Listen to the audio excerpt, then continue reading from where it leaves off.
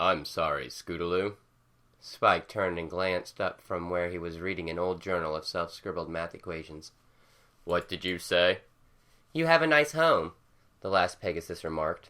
She shuffled down a series of worn steps from the first level of Twilight's old tree house and removed her saddlebag. It's cozy. It's got everything you need, and it's so nicely decorated. The purple dragon lowered a pair of large crystalline spectacles from his emerald eyes and smiled sagely. It is a gaping hole in the ground that I only carved wider with my bare claws a few scant years ago. Still, it counts for something, she said, her eyes falling emotionlessly over the shelves of mystical ingredients. A long time ago, I came to believe that home is wherever you lay your head, but even that is a stretch. I think the only time you're ever home is when you die. Spike shrugged his aged arms. You've done well for yourself all these years, if I may say so. You've always had the harmony, yes? Who hasn't? Indeed. With a deep, fuming breath, he leaned forward, his violet pendant twinkling earnestly in the manna-light. Did you find what you were searching for, Scootaloo? The brown Pegasus slumped the dull weight of the saddlebag onto a granite tabletop with a flurry of dust. She's here, Spike, she muttered.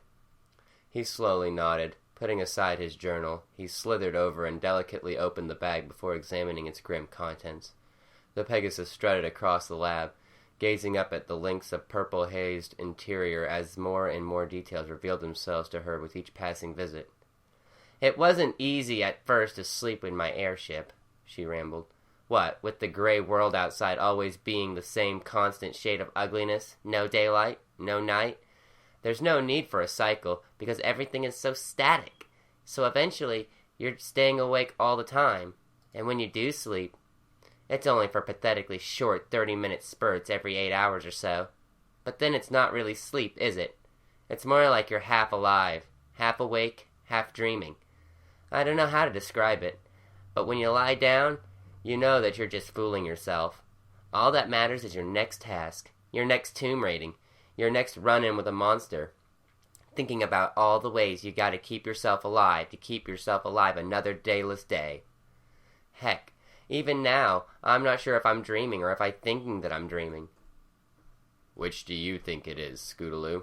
Spike asked in a distant voice. I'll let you know the soonest I open my eyes, she said with a bitter smirk. She turned around. Hey, Mr. Trimple Centenarian, do you still bother to sleep? Silence. She blinked. Spike? Please, Scootaloo, her scaled friend murmured in a low voice. A moment, if you will. She squinted curiously at him, momentarily numb to his solemnity, until she saw him hoist the hollow pony's skull out of the saddlebag and place it gently onto the table. She clenched her jaw and gazed towards the stone floor, drowning herself in a pool of silence for Spike's sake, and for the sake of another ghost that lingered dustily in the sudden, grave hole that surrounded them all. Minutes into the muteness, Spike's clawed finger gently stroked the hollow at the base of the skull's nostrils. Scootaloo trotted over as the dragon gulped his scaled throat and murmured, I do not envy the task I have set before you, Scootaloo. It is one thing to know that the necessary ingredients for the green flame's binding are the ashes of our loved ones, but it's another thing altogether to dig them up, something that has been forced upon you no matter how many ways I wish to paint the truth otherwise. Gee, Spike, she muttered, you're speaking as if I haven't done things as bad, if not worse already. She pulled her goggles completely off and set them on the table beside the skull whose hollow she was absorbed in. I've pulled things off bodies. I've pried teeth loose, sliced horns off unicorns, carved rings off of fingers. She paused in mid-confession, her face caught in the precipice of a retch as she dove deeper and deeper into the hollow, finding it incredibly hard to flutter her way back. I've eaten meat, Spike. I've murdered creatures in cold blood. I've robbed from the halls of Princess Celestia and the graves of the innocent. She snapped her eyes in a concrete blink and cleared her throat. You shouldn't feel bad about sending me to do the unthinkable. I've always lived my life with the intention that the ends justify the means. Why should this moment be any different, when we've come this far, when we have an entire Equestria to bring beauty back to, somehow? Because this isn't just our moment, the dragon said, gently cradling the equine skull as his tired green eyes studied it like a lost limb. This is an entire sunken well of moments, strung together from eternity to eternity. Moments that belong to all that has died, and all that will die again, no matter how many times we dive down into the warm currents of the past. Their past. He glanced aside at Scootaloo and motioned with his head towards the skull.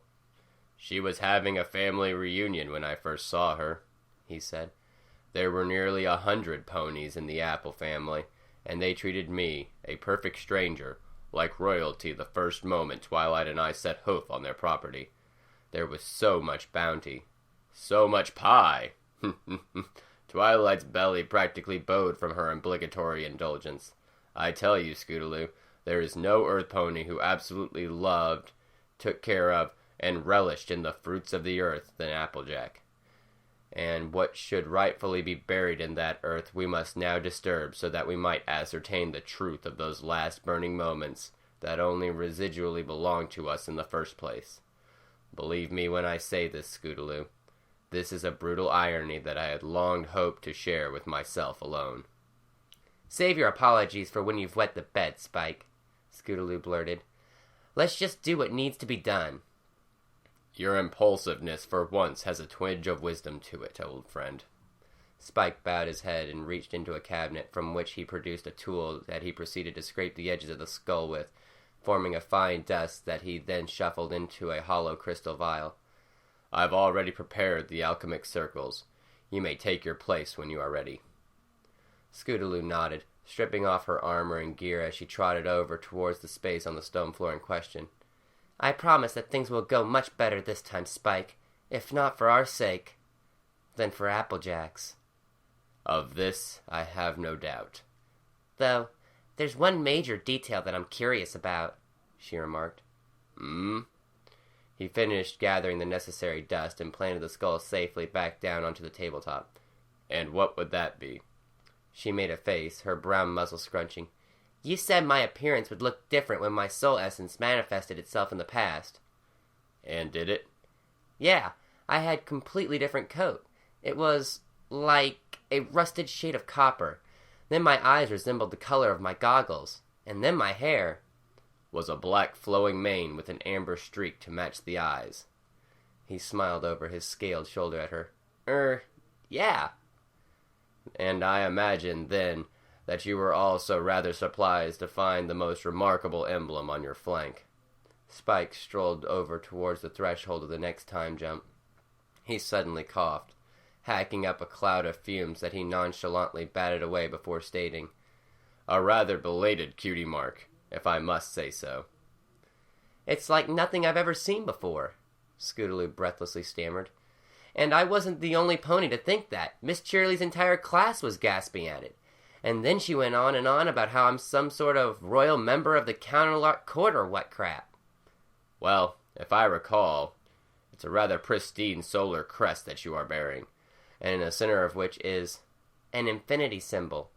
Scootaloo nodded, glancing once more at the etched cave wall before squinting back towards him. Just how the heck do you know what it looks like? Because it isn't just any royal cutie mark, Spike smiled. It is the very same mark worn by Princess Entropa. The goddess of time? Scootaloo's eyes twitched. But how's that possible? Simple. I am threading you back through time via a current of the goddess's very own essence. Yes? I guess. The way you look, and the way you appear to others, is a result of the fact that your projected self has become an extension of the Princess Entropa's glory. You are, in every sense of the term, made manifest in her image, he said, then chuckled briefly. Though, I imagine, you are hardly an alicorn. You are still your own soul, Pegasus guile and all.